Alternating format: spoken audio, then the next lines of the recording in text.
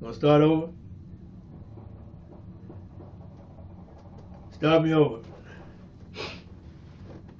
We now take you to the broadcast of It's Time with Reverend Nathaniel W. Martin. Here is Reverend Martin. All right. Thank you, everybody. Thank you, Dr. Blackwell. And let me say Hotep, Habarigani, to my Africana Studies colleagues, contemporaries, allies, and remaining friends of those of us who are still in the land of the living.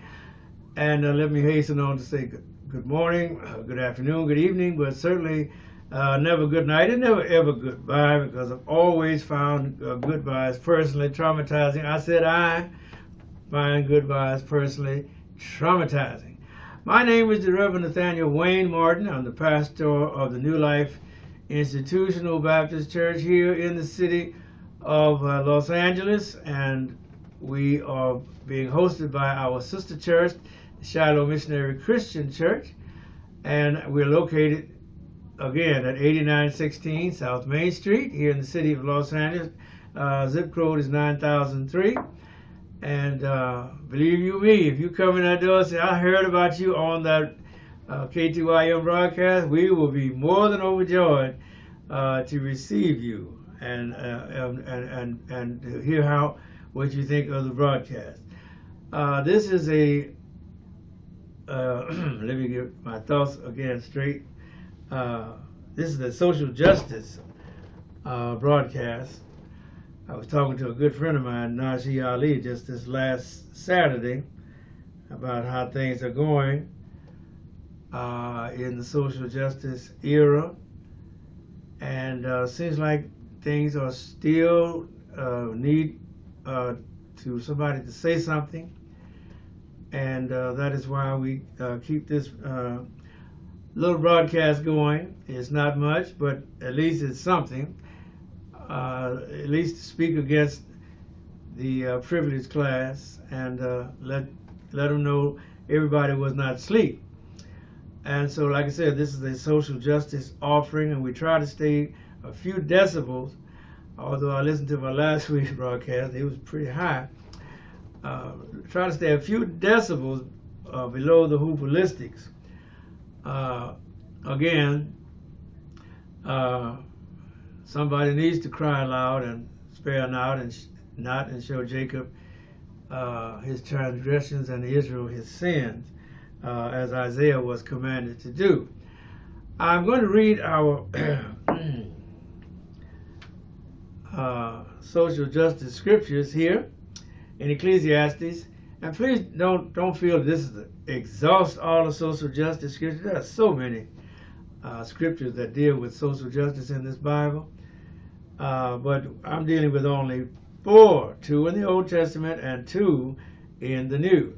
Now, in Ecclesiastes 3, it says, picking up the reading at verse 15, that which hath been is now, and that which is to be hath already been, and God requires that which is past, which sounds like a riddle, but it's really not.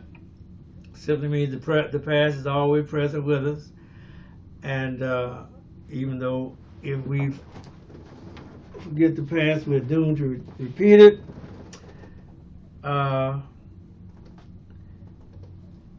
That bromide, that cliche, still maintains itself, and God requires that which is past. Moving on to Micah 6 and 8,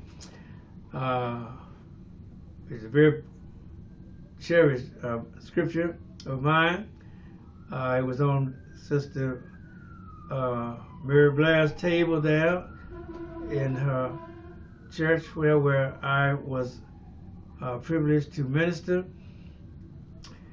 Underneath the glass there was a chart of the Old Testament prophets, and it had one overriding point, not from Isaiah, not from Jeremiah, not from Ezekiel, from a minor prophet named Micah. Micah 6 and 8. It says, He hath shown thee, O man, what is good, and what doth the Lord require of thee, but to do justly, to love mercy, and to walk humbly with thy God. All right? And that's a minor prophet, but that's a major instruction, a mishnah, as you could frame it.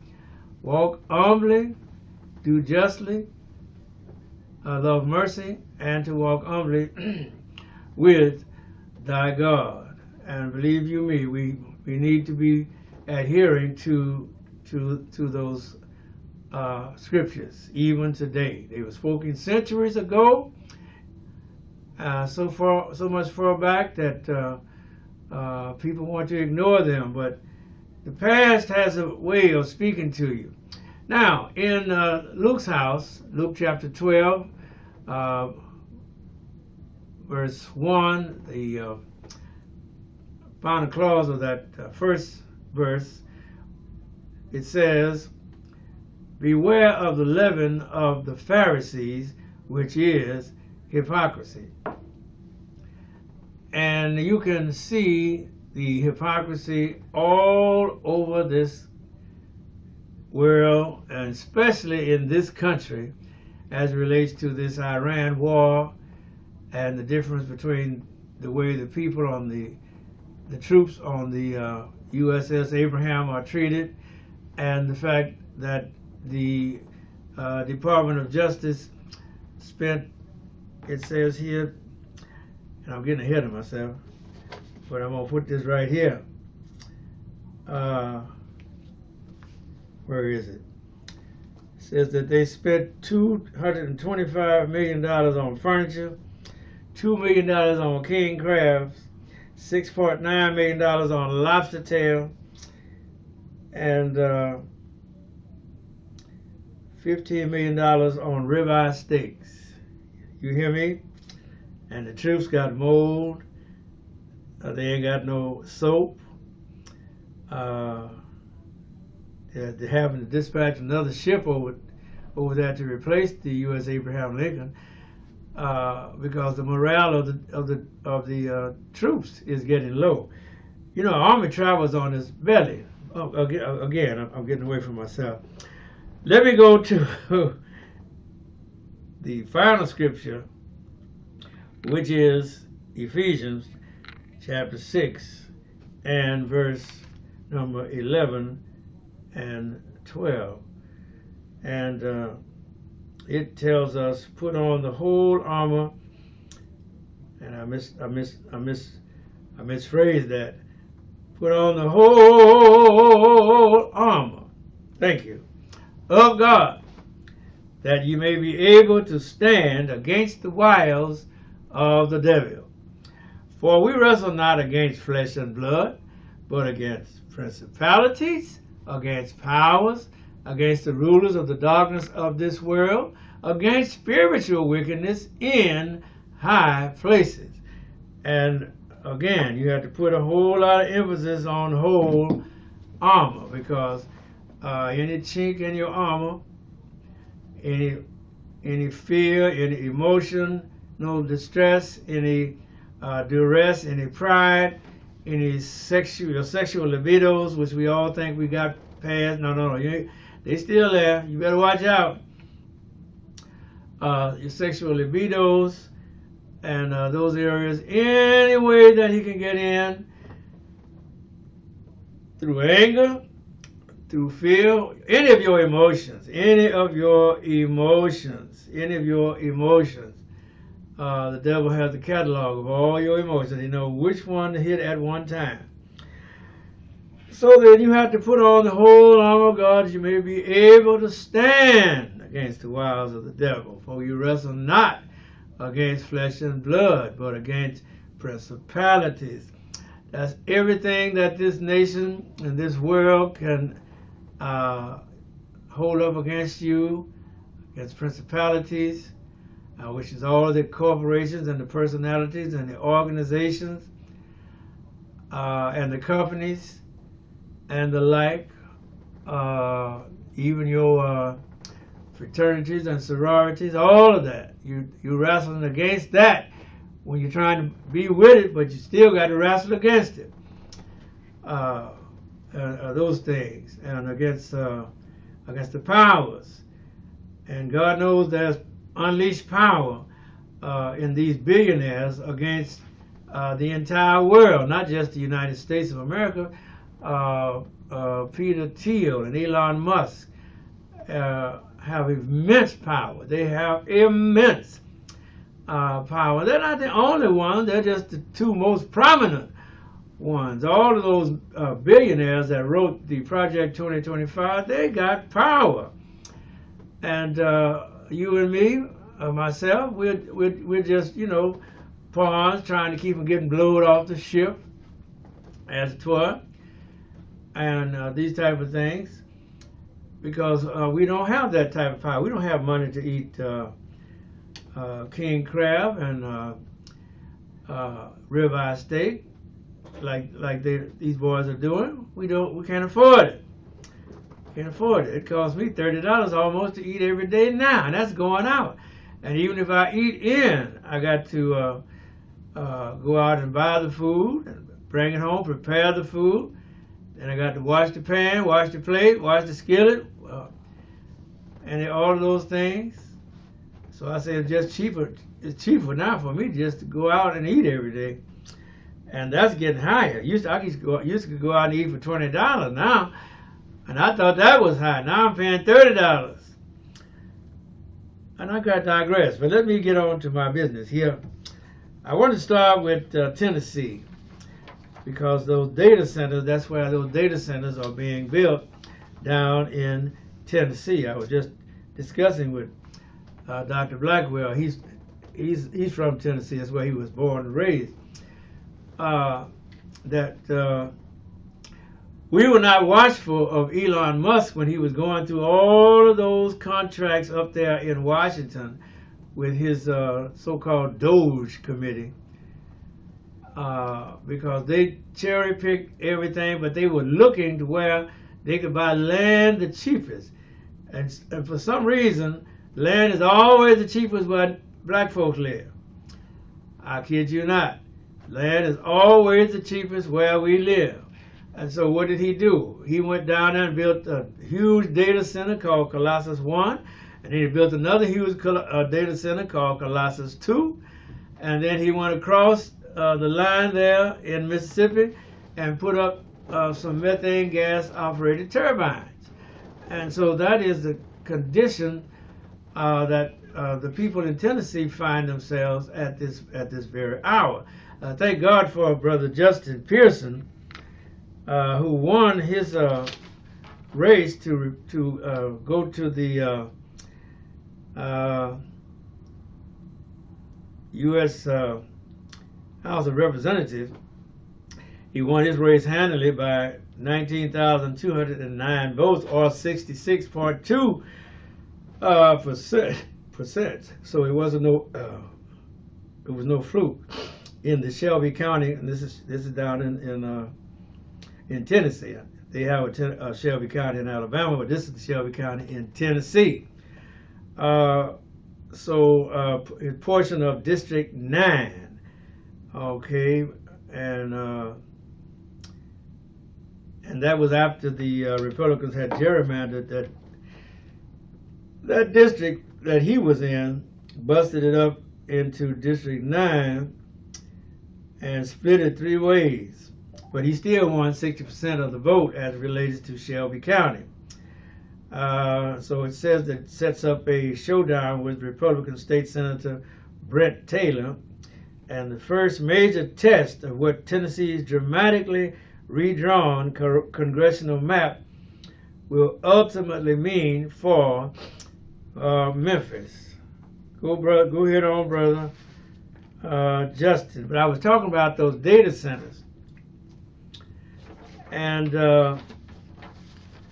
those data centers use a lot of water. Well, they could have used some other liquid, some other fluid that was available. But water was the cheapest. You don't hear me. These fellas are billionaires, but water was the cheapest down in Tennessee. And so that's why they went down in Tennessee and built those colossal data centers, because they built it out in, excuse me, let me get my voice down below the hoopalistic. They built it out where the black folks live, around the black areas. And you talk about environmental injustice. Now you're talking about environment injustice exponentially elevated because of the hazards from the noise. They tell me that hum, once those things go online, is perpetual. It never stops. It's all day and all night, all through the night. That hum is going on. And you don't know what damage that is doing to the health of the body. It says a single mid-sized data center typically consumes 300,000, I said 300,000 to 500,000 gallons of water per day. 300,000 to 500,000 gallons of water per day. That's water that once they take out of the river, and it goes, by the time it gets back to the river, it's not the same water, because a lot of it evaporates because it's exposed to heat, because it keeps these data centers cool.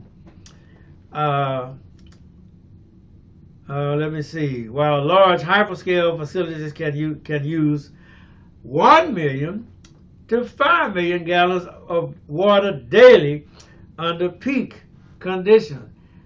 So it's not just bad enough it's 500,000 gallons. No, they double that to 1 million to 5 million gallons a day of water under peak conditions. Now transfer that out to California, where we already got a low Colorado River, and we had to stop taking that water from up north because that was those people's water. And you just can't keep draining that water out of that Colorado River, and it don't have no effect.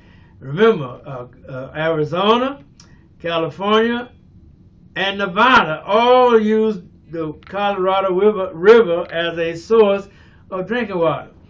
Now you start putting those data centers out here, and we already low on water. What do you think is going to happen? And so we have to be mindful of these politicians that come to us telling us you're going to build, you're going to get good jobs and all that stuff, because all money ain't good money. All right.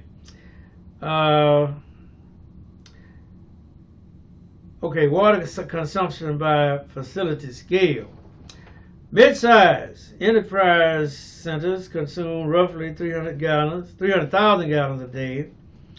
This equals the daily water use of about 1,000 average U.S. households. That's all the houses on your street, on both sides, all the houses on the next street, on both sides, and all the houses on the other street, on both sides. All of that water is used by this one facility. All right. It says average hyperscale centers, a standard 100 to 150 megawatt facility using traditional evaporative cooling centers, a standard 100 to 150 megawatt facility using traditional evaporative cooling consumes about 340,000 to 520,000 gallons of water daily. You know how precious water is? You think oil is precious? Water is even more precious. You can get by without that oil. You can't get by 3 days without this water. You got to cook with it. You got to cool with it. You got to bathe in it. You got to wash in it, and all these type of things. Water is important. It's vital. It's an imperative. And so you can't have these people coming in here taking your water like that, because they're not They're not doing it for your health. Let me see. Let me continue reading here. It says, let's see, 10,000. Okay. This matches the daily water needs of a town populated by 10,000 to 50,000 people. Real world reference point. And how many people are in your town? How many people are in the city of Los Angeles? How many people are in the city of Inglewood? How many people are in the city of Long Beach? And then you're going to let another company come in and start monopolizing the water? I thought it was a bad thing when we found out Nestle up north is monopolizing that water up there in Bakersfield. And now these data centers are going to really monopolize the water. I think it's time to draw the line. All right. For instance, Google, Council Bluffs facility. Real world tracking shows that Google's data center in Council Bluffs, Iowa, withdrew an average of 3.9 million gallons, 3.9 million gallons per day of water, and consumed 2.8 million gallons of it daily. Now that's a lot of water. And remember, they drew 3.9, but they only consumed 2.8. That means the rest of it evaporated, went up in evaporation. And when they get that used water put back into the sewer system, it's going to have to be cleaned by the city, or the county, or the state sewer system. And please believe me, they gave tax breaks to these data centers. They ain't giving no tax break to me. They ain't giving no tax break to you. And so, what about this water usage here, y'all? Okay. Climate surges on hot summer days. On hot summer days, like we had here in July in Los Angeles. Cooling systems must work much harder to keep servers stable. Peak water demand at a facility can easily triple its winter average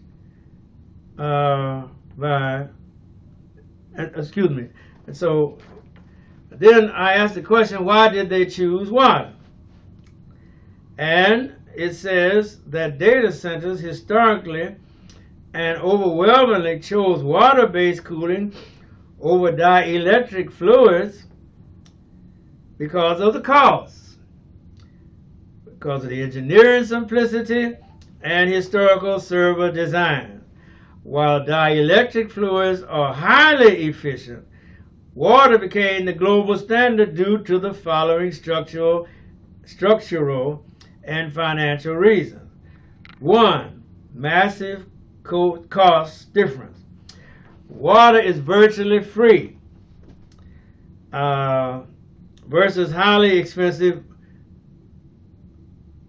Municipal water is increasingly cheap to source. By contrast, engineered synthetic dielectric fluids can cost $25 to $45 per liter. Filling a single large immersion cooled data center with specialized chemical fluid requires millions of dollars of upfront chemical costs alone. Infrastructure capital. Building a standard room for air and water infrastructure costs roughly $1.5 million to $2 million per megawatt. Setting up specialized fluid tanks, custom plumbing, and heavy-duty fluid pumps pushes that cost to $3 million to $4 million per megawatt. 2. Physical and chemical properties of water. Thermal performance. Water is one of the most effective natural heat absorbers on the planet, possessing a heat capacity 3,300 times greater than air per unit volume. All right, evaporative power. Water cools via evaporation. When water transitions from liquid to vapor, it absorbs a massive amount of heat from the environment. Oils and dielectric liquids cannot be evaporated into the open air to shed heat. They must rely on secondary mechanical chillers and fans to cool down. 5 minutes? All right. Okay, warranty and compatibility. For decades, standard servers from major manufacturers were built with internal fans meant to push air, not sit in liquid. Submerging a traditional server voids its warranty and can dissolve standard adhesives, labels, and capacitors over time. The mess factor. Maintaining a submerged server is incredibly difficult. If a RAM stick or a hard drive fails, technicians must pull a heavy dripping server out of a chemical oil bath, let it drain, fix it, and clean up the fluid. Water-based systems, on the other hand, keep the liquid entirely inside external building pipes or cooling towers, leaving the actual server hardware clean and dry. You see why they chose water? It was cheaper and it was more plentiful. But they could have used other liquids and left the water alone. And believe you me, it would have been better if they had chose oils and let our drinking water alone. Because this is not going to end well. Who do you think the government is going to favor? If the data center says, well, we need more water, and you go down to the Department of Water and Power and say, I need more water, who do you think is going to get the water? You understand what I'm saying? They already paid off these politicians. The federal agency regulators there in Tennessee, they didn't look out for the state of Tennessee. They took the money and they ran with it, saying whatever comes at the back end, we'll talk about it later.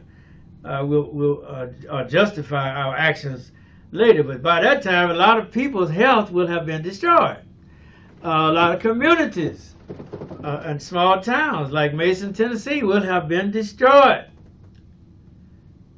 You know, because the billionaires stake out where the cheapest water is, and that's where they go build them sites, and that's where they are down in Tennessee. And when they come out here in California, they're gonna go out in the rural, and we're gonna have to put up a hell of a fight to keep them from taking the water out of the Colorado River, because the Colorado River is already below level, because we've been having a drought for a long time. And I hope this makes sense. If go back and listen to this again, get those figures, those statistics, because those 300,000 gallons is just that water coming out of your water pipe. But now it's coming out 300,000 to 500,000 gallons in a day. Okay, my time is done. If you're working on a job and they don't want to pay you what you're worth, take my advice, my good friend, and don't work further. Thank you, Doc. We out here.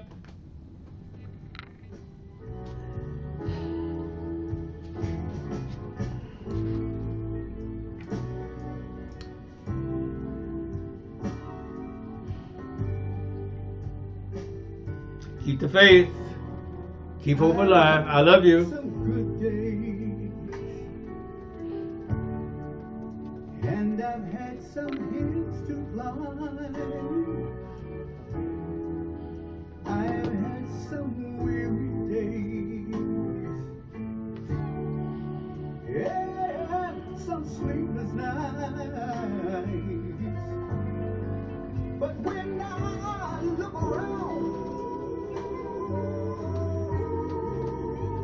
and nothing spins over.